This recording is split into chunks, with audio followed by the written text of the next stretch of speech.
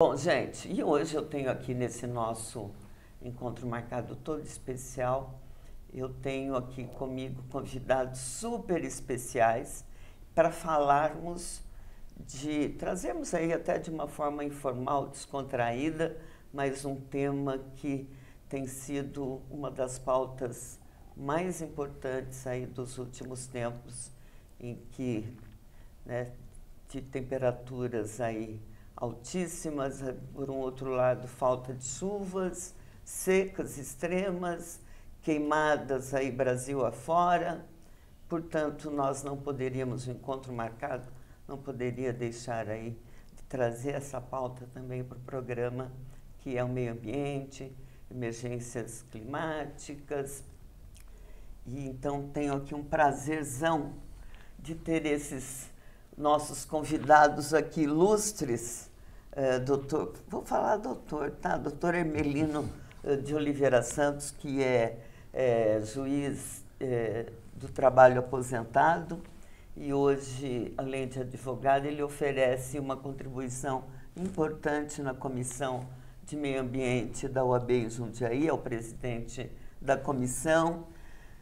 Engenheiro Sinésio Scarabello Filho, que é o gestor de planejamento urbano e meio ambiente da Prefeitura de Jundiaí, a meu entender, um dos homens, um dos profissionais, um dos técnicos, inclusive é professor, que mais entende de meio ambiente aqui na região. E Sinésio tem sempre uma característica assim, muito peculiar, sempre com sabedoria, com serenidade, e conduz uma pasta aí muito importante para Jundiaí. Muito obrigada, prazer estar aqui. Detalhe, e sempre com muita simplicidade, com muita cordialidade. Muito obrigada por poder estar aqui conosco, né, nesta sexta-feira. Claudemir Batalini, muito obrigada também por poder estar aqui. Claudemir, aí há muitos anos, quase 30 anos, não é isso, como promotor público em Jundiaí, sempre também com uma atuação muito, eu diria, muito determinada, muito positiva, muitas vezes combativa no meio ambiente. Aposentou-se e continua agora atuando como advogado, também na área, não é, de meio ambiente, e também como vice-presidente, né, da Comissão de Meio Ambiente. Então, certamente que nossa conversa será extremamente gostosa. Vamos trazer um tema que é uma pauta importante, mas de uma maneira descontraída. Antes da gente começar a conversa, eu também não posso deixar de registrar aqui no estúdio uma pessoa também que eu gosto muito. É um jovem inspirador, que é Dr. Vitor Spinuzzi, advogado em Várzea Paulista, inclusive, também. Até outro dia estava na comissão, agora com a criação da subseção de Várzea Paulista, ele está indo para o vizinho município, mas também tem uma atuação também muito importante no setor. Muito obrigada, Vitor, também por estar aqui com a gente, viu?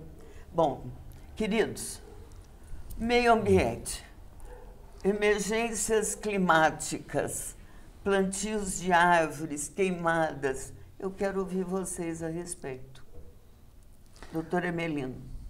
Bom, inicialmente, meus cumprimentos ao Sinésio, Batalini, Vitor, especialmente a você, Elza, que nos honra com a presença aqui. Não seria de se esperar que uma comissão de meio ambiente falasse outra coisa senão de climas, de ambiente, dessas coisas. Então, é um prazer muito grande estar aqui. E queria dizer que você lembrou muito bem ao citar o aniversário da nossa Constituição, que tem o seu artigo 225 como, para mim, para um ambientalista, aquele mais importante, ou não? Verdade. Sinésio, quais as suas, para a gente começar essa nossa conversa, emergências climáticas hoje, não é? Jundiaí, região, nós temos visto esse cenário de queimadas, de seca extrema, de falta árvore, tem pouca chuva. O que você pode trazer para a gente a respeito e para os nossos telespectadores? Bem, boa noite aos espectadores. Cumprimentar também os meus companheiros aqui, o Hermelino de um lado, o Batalini do outro. Você, Elza, agradecer pelo convite, pela oportunidade de estar aqui. E do Vitor, também o Vitor que está aqui nos assistindo. É um grande desafio, né? Nós estamos diante de um grande desafio. O mundo todo não está preparado, embora venha discutindo esse assunto já há algum tempo, mas não está preparado para o enfrentamento das mudanças climáticas, para que nós consigamos passar por isso com o menor sofrimento possível e, principalmente, mudar o nosso comportamento para que a causa de todos esses efeitos sejam minimizadas o tanto quanto possível. Isso implica numa mudança de comportamento, de valores, de todos nós. E eu acho que aí é que reside o maior desafio. Na nossa região, nós temos também as nossas vulnerabilidades e eu acho que nós vamos ter a oportunidade de discuti-las aqui. Com certeza. Minha vez. Sua vez. Gostaria também de agradecer a Elza pelo convite. É uma honra, uma satisfação estar aqui na presença de pessoas tão ilustres. O Hermelino, como presidente da Comissão de Meio Ambiente, como uma pessoa preocupada com o meio ambiente, com o plantio de árvores cada vez mais. O Sinésio, que tem uma contribuição gigante aqui em Jundiaí, nas questões ambientais, no planejamento da nossa cidade, sempre ouvindo também as nossas queixas, as nossas reclamações, as nossas sugestões. E dizer também que a Elza faz parte da nossa Comissão do Meio Ambiente na OAB, uma comissão unida, uma comissão atuante, uma comissão que tem tentado melhorar, na medida do possível, a reflexão e as condições do meio ambiente em Jundiaí. Então, Elza, parabéns pela sua dinâmica, pela sua participação também lá na comissão e gostaria, na presença do Vitor Spinucci, que está aqui também com a gente, agradecer todos os membros da Comissão do Meio Ambiente que têm feito um belíssimo trabalho, não só pelos advogados, mas pela sociedade de Jundiaí. Mudanças climáticas, Elza, é o assunto do momento, é preocupante. Nós estamos vivendo uma situação dura, onde o planeta nos mostra algumas situações gravíssimas, como no Rio Grande do Sul, recentemente, com uma inundação gigantesca, com morte de pessoas, com uma destruição de patrimônio, com destruição de lavouras, de produção agrícola, nos mostrando, não só no Rio Grande do Sul, mas agora nesse período de estiagem aqui, principalmente no Sudeste, no Centro-Oeste e também na região Norte, na Amazônia, a imensa quantidade de queimadas, de focos de queimadas pela estiagem, pela ação humana, destruindo habitats, destruindo o ambiente de várias espécies vegetais e animais. E eu acho que esse assunto tem que ser discutido com mais frequência para que o ser humano, como o Sinésio disse, possa se conscientizar e a gente possa ter ações concretas por parte das pessoas e também do poder público, seja municipal, seja estadual, seja federal e seja também do mundo como um todo. A gente precisa realmente começar a agir de forma mais intensa e perceber a importância do equilíbrio do planeta para a nossa própria sobrevivência. Doutor Hermelino, o Batalini faz uma observação muito feliz que tem a ver com a conscientização, com o equilíbrio, né? Não só aqui em Jundiaí, mas no mundo como um todo. Aí eu pergunto a você, você que é um ambientalista, o que você recomendaria aí para as pessoas, para o nosso telespectador, para os jovens, né, que se pode fazer combinando justamente esses dois pontos, equilíbrio, vamos dizer 3 pontos, equilíbrio, emergência climática e conscientização. Elza, eu diria a você que o primeiro passo é nós vencermos um problema que ocorre em geral na nossa sociedade, e que a gente chama cegueira botânica. O que é cegueira botânica? Se eu perguntar para alguém quantas ruas, quantas padarias, quantas farmácias tem na sua rua, a pessoa vai dizer, olha, tem 2 farmácias, tem padaria não tem, mas tem uma academia, a pessoa sabe.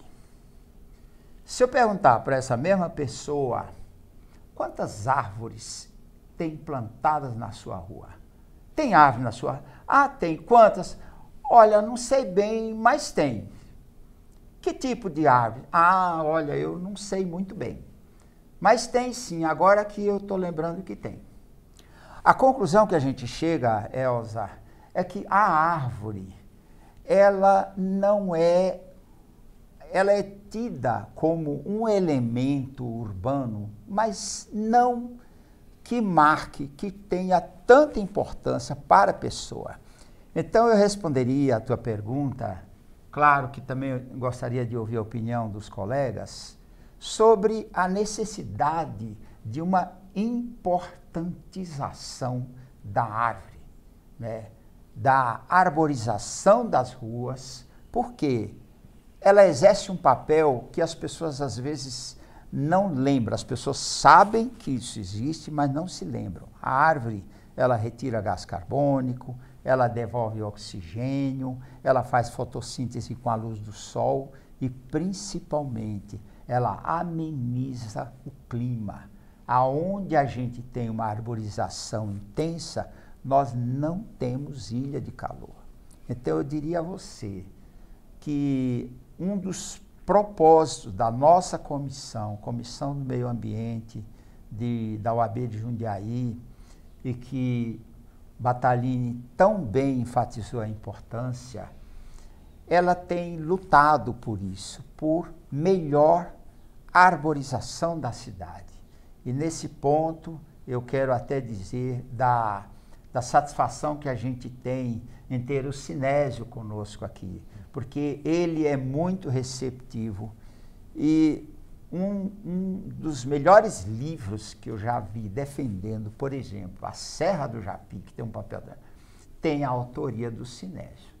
Eu li todo o livro dele e gostei muito. Por quê? Porque a gente vê que o poder público está em sintonia com o nosso propósito, que é melhorar a arborização da cidade. A propósito, Sinésio, um tempo atrás a gente, claro, já conversou aí outras vezes, mas esse é um ponto importante. E você é também, já há tantos anos aí na vida pública e atuando na área, professor, escritor, o plantio de árvores, a manutenção de árvores. Gostaria que você, até aproveitando esse gancho do Hermelino, comentasse a respeito e como está Jundiaí. A gente sempre já lembra ali da Rua Anchieta, oferece um clima mais ameno. Comenta com o nosso espectador, né, a importância dessa conversa. Então, eu acho que vale a pena lembrar um pouco que assim, a proteção das nossas áreas naturais, da Serra do Japi, das nossas áreas de mananciais, tem uma história longa. E tem lá no passado muita gente que lutou por isso, né? O tombamento da Serra do Japi começou, por exemplo, com um trabalho de pessoas da Secretaria de Estado da Agricultura que voluntariamente ajudavam a prefeitura e que culminou num pedido ao CONDEFAT para nomear alguém participando da comissão. Isso chegou ao conhecimento do Aziz Absaber e acabou conduzindo ao tombamento. Essas mesmas pessoas já pensavam lá atrás na proteção da bacia do Jundiaí-Mirim, o desenho da nossa represa já existia nos mapas da cidade na década de 60. Então, existe muita gente que trabalhou no passado e graças a esse trabalho nós chegamos na situação satisfatória em que nós nos encontramos. Satisfatória, mas também com vulnerabilidades que nós temos que reconhecer. Eu acho que o Hermelino tocou num ponto muito importante quando ele citou o exemplo de quantas árvores, quais as árvores que tem na sua rua.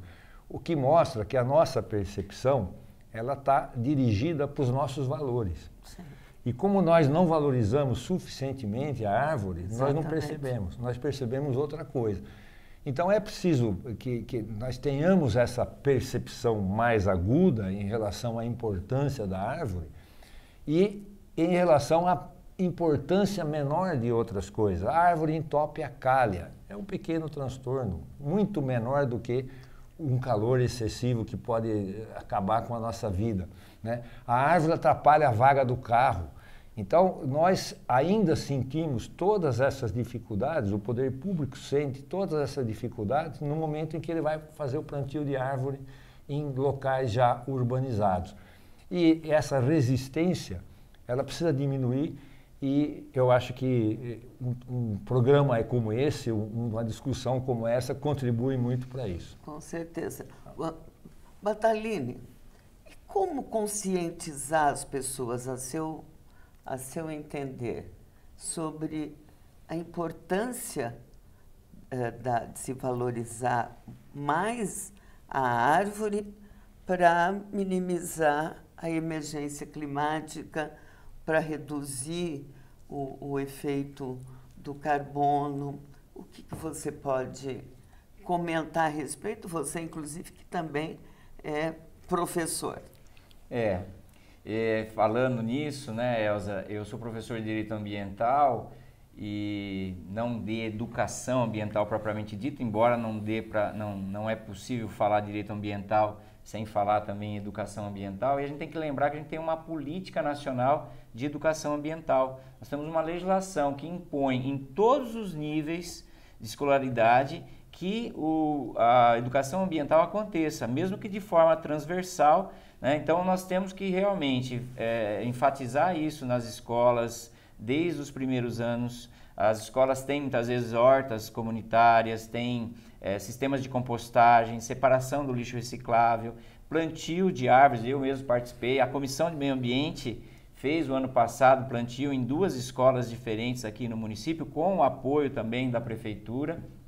Então, nós temos que ensinar nossas crianças, mas o mais importante, eu ouvi esses dias, educação não é aquela só que a gente recebe na escola. A educação, ela é necessária para todas as pessoas. As pessoas precisam o tempo todo buscar conhecimento, se inserir na sociedade e ver a coisa de forma mais global. Então, nós precisamos educar o ser humano da importância não só das árvores, mas do meio ambiente como um todo, e o ser humano pode participar. Por exemplo, Elza, na pauta política, nós precisamos ter candidatos que realmente estejam comprometidos com o meio ambiente. E é uma questão que muitas vezes as pessoas deixam de lado, porque precisam, é claro, de questões de emprego, precisam, é claro, de um asfalto na rua, precisam de vaga em creche, mas a gente não pode esquecer que o meio ambiente é a base de todo o restante. Então, a pauta ambiental tem que estar também, além da educação,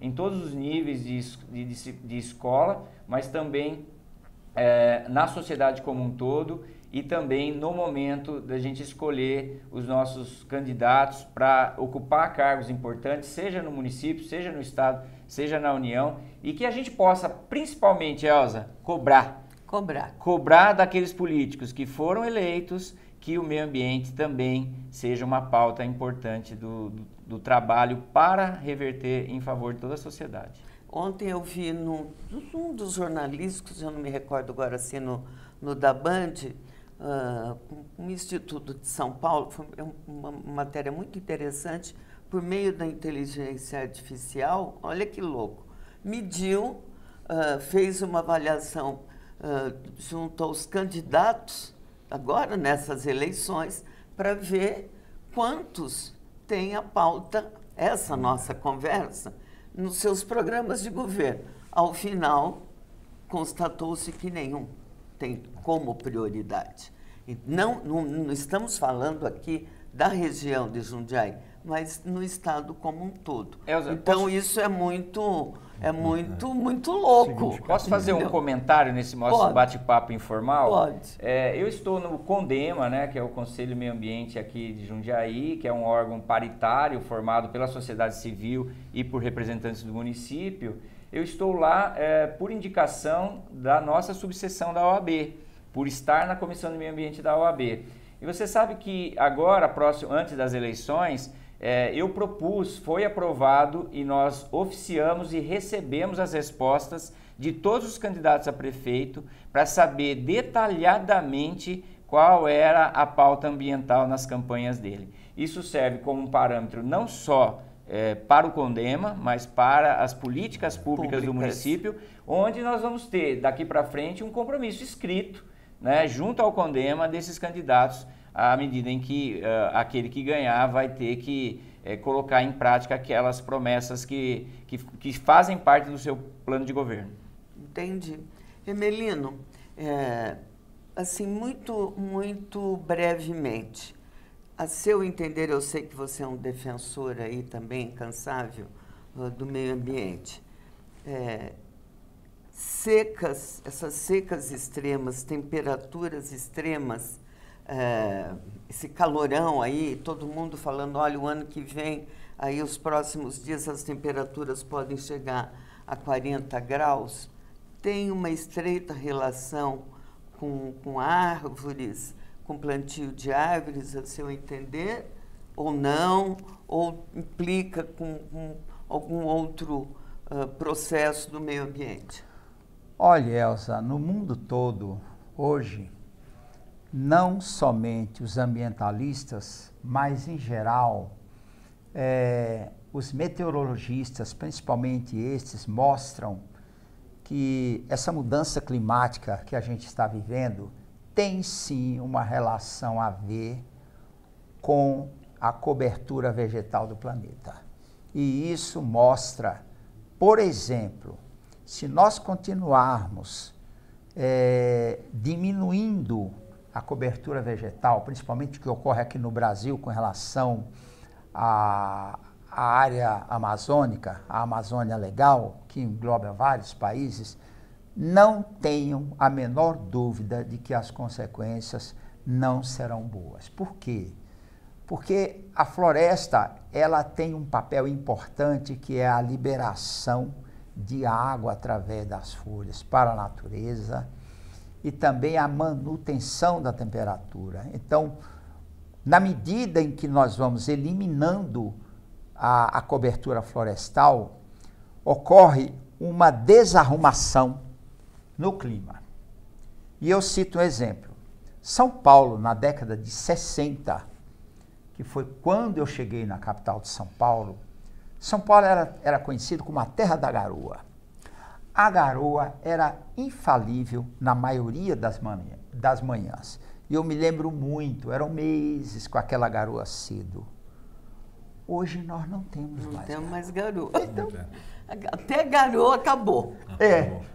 São Paulo não é mais terra da garoa. Eles não sabem, o Sinésio é menino ainda. Ele não. Ou seja, eu também me lembro da garoa. Pois eu acho que todos nós aqui nos lembramos da garoa, ou seja... Na década de 80 ainda tinha garoa. Ainda tinha garoa. E essa mudança realmente implica no fim da garoa, nas mudanças de temperatura. E eu quero até aproveitar na continuidade desse bate-papo, perguntar ao Sinésio o seguinte: por que mudou? E se Jundiaí, como está Jundiaí?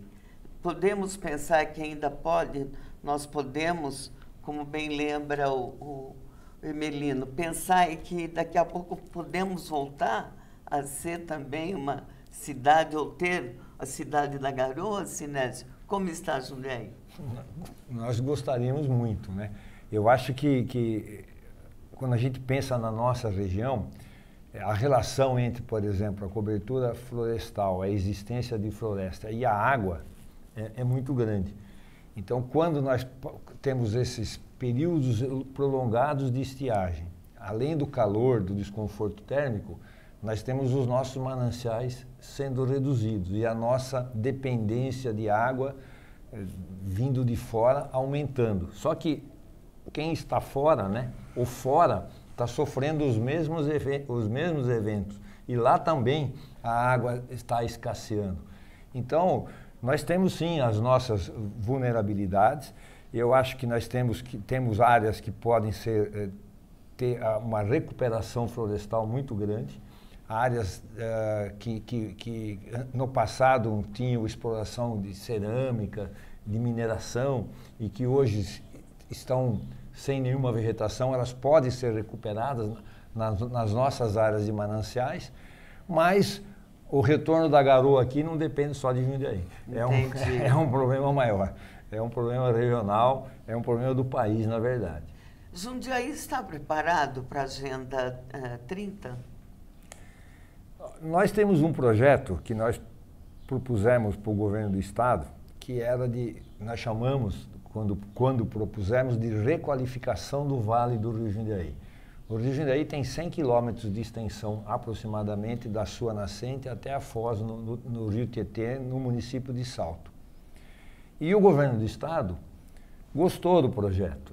Nós mostramos que o Rio Jundiaí tem um potencial integrador da região metropolitana, porque ele nasce lá em Mariporã, mas ele passa por Campo Limpo, Várzea, Jundiaí e Itupeva, né, costurando essas 5 cidades que fazem parte da região metropolitana. E nesse percurso, ele pode ser um corredor de mobilidade. Quando eu digo mobilidade, de todos os modais, de ciclovia, de pedestre, ele tem uma função de drenagem importante, que não pode ser desprezada, mas ele poderia ser um corredor ecológico, ele poderia ter vegetação ao longo dele, ele poderia ter um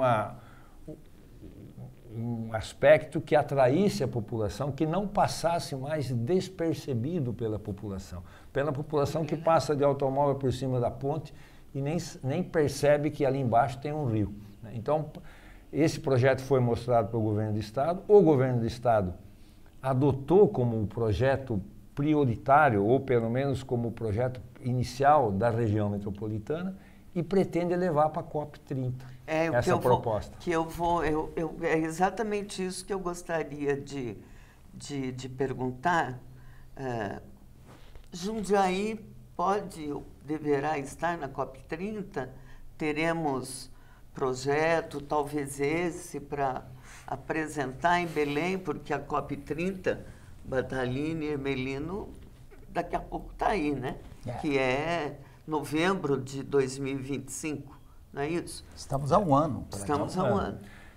Então, nós estamos trabalhando nesse projeto, né? Nós entendemos que esse projeto, seria requalificar o vale todo. O vale todo, né? Então, seria alterar a forma de resolver a drenagem.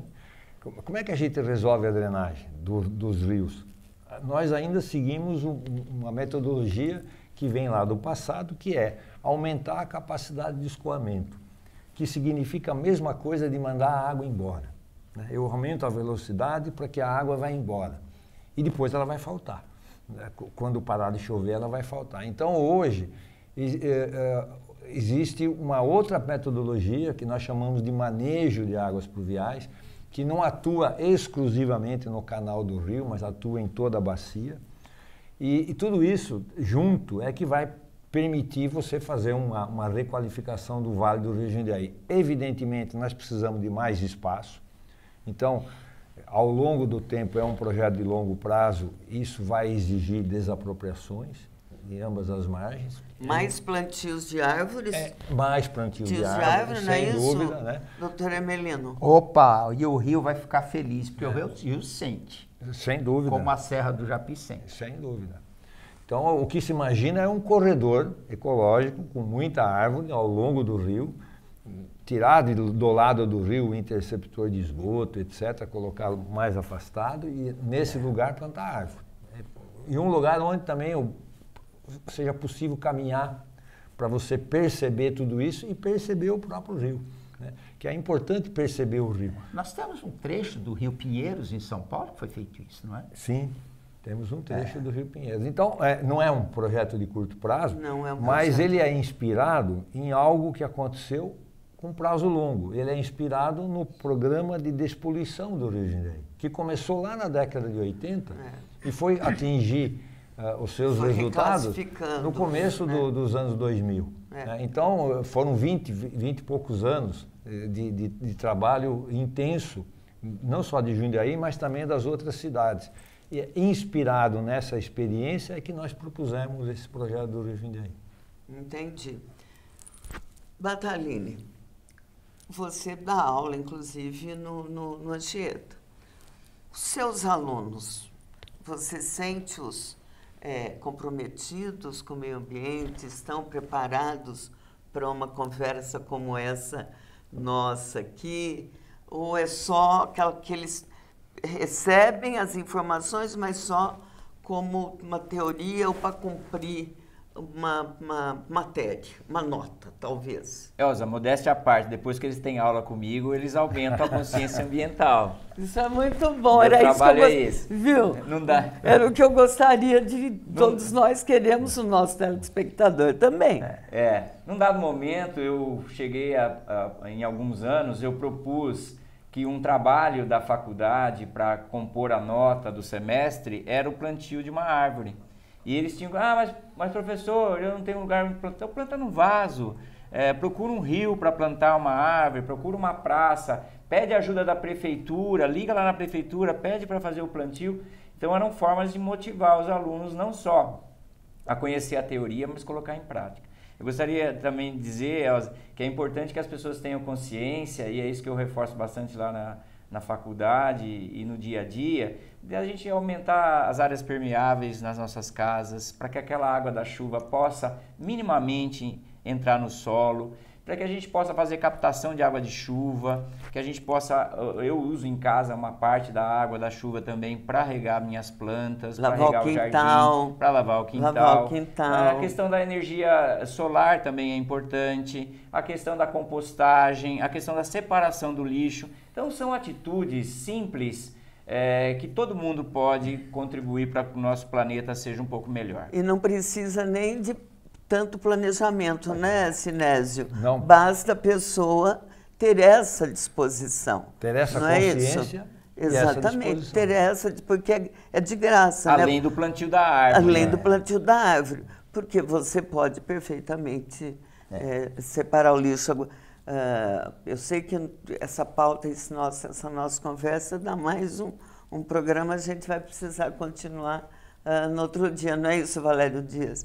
Mas a gente tem, conversando com o Emelino, com o Sinésio, que é um expert no assunto aí há tantos anos, o Battaglini também, o Battaglini até colocou uma coisa, enquanto conversávamos aí nos bastidores. Todo mundo quer árvore, desde que não seja no seu quintal, próximo da sua...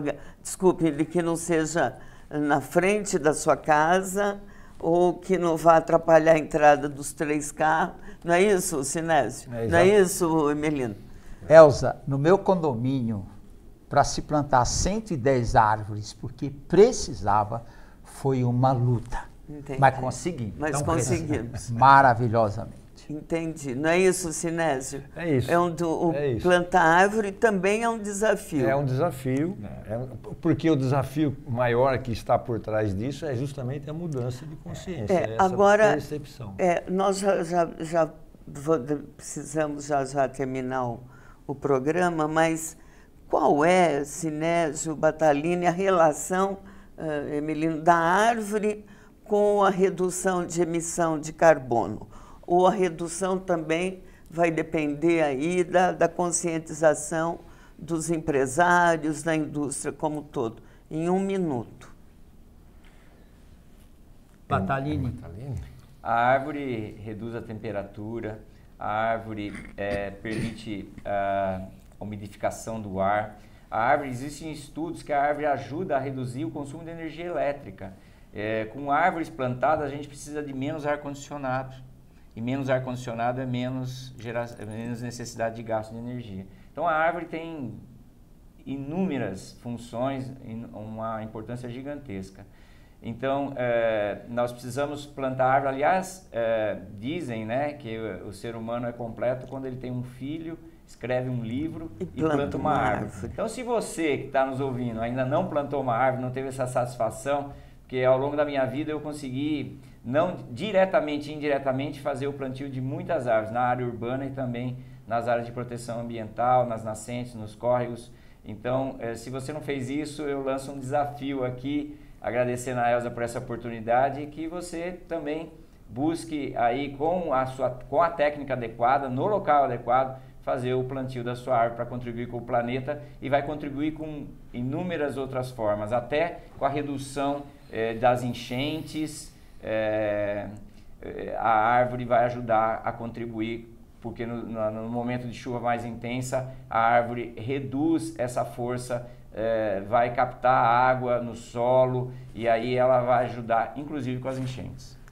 Emelino, 1 minuto para essa nossa conversa: emergência, meio ambiente, clima, árvore. A importância da árvore. A árvore, ela retira gás carbônico para o seu processo de fotossíntese. E o gás carbônico é um dos gases de efeito estufa. Nós não conseguimos respirar o gás carbônico. E ele provoca esse fenômeno que nós estamos tendo. Então, além dela retirar o gás carbônico, ela devolve oxigênio. Então, completando a resposta do nosso mestre Battaglini, é fundamental a necessidade de termos árvores. Sinésio Scarabello. Jundiaí, não é? Evidentemente que vivemos ainda, temos o privilégio de viver numa cidade boa, uma qualidade de vida boa, até em razão da Serra do Zapi. Mas a sua mensagem nesse nosso final de programa, considerando essa nossa conversa, a sua experiência e o que os jundiaenses podem aí esperar com relação a esse tema tão importante. Então, eu creio que uma das dificuldades que o jundiaense já está sentindo, e de uma maneira muito intensa, é a dificuldade no trânsito. E o trânsito, o automóvel, ele é um elemento poluidor mais significativo.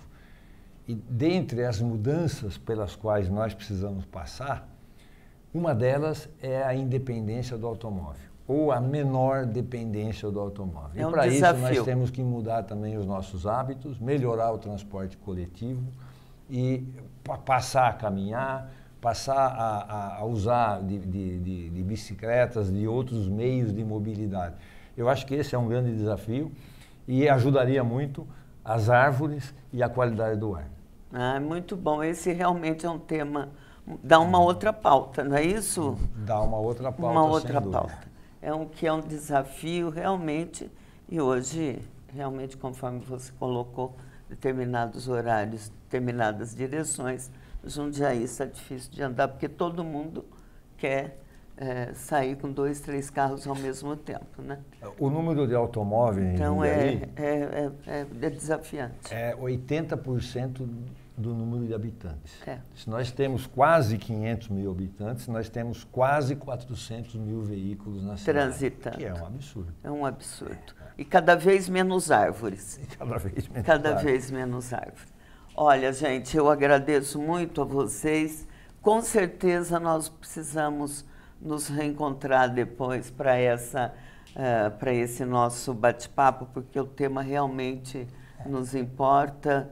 Eu tenho até, Sinésio, que até o final do ano, de repente, já tem aí uma definição sobre como Jundiaí estará presente, ou começo do ano que vem, ou meados do ano que vem. Qual será a pauta de Jundiaí para a COP30, não é isso, Sinésio? Eu espero que sim, Além Jundiaí tem condições de levar outras propostas para lá. Entendo que a proposta do Rio de Jundiaí ela é muito importante porque ela é regional. Mas nós temos a questão, por exemplo, do abastecimento da região, né, dos mananciais da região, que também seria um tema importante. Exatamente, exatamente. Quem sabe o ano que vem estaremos lá, não é isso, Emelino? Olha Sinésio, Battaglini lá em Belém? Seria muito bom. Viu? Se os rios... Navegando, se possível. Se os rios lá, Xingu, Tapajós e Madeira tiverem com seus níveis de água que permitam a navegação e a gente consiga desembarcar em Belém, né? Sem dúvida Não é nenhuma. verdade? Olha, gente, foi muito obrigada, viu, por vocês terem vindo. Viram que passa muito rápido, né? E muito obrigada por terem vindo, por terem contribuído aí com nossos telespectadores com uma conversa tão boa e tão informativa, e com certeza voltaremos a nos encontrar. Muito obrigada por estarem aqui.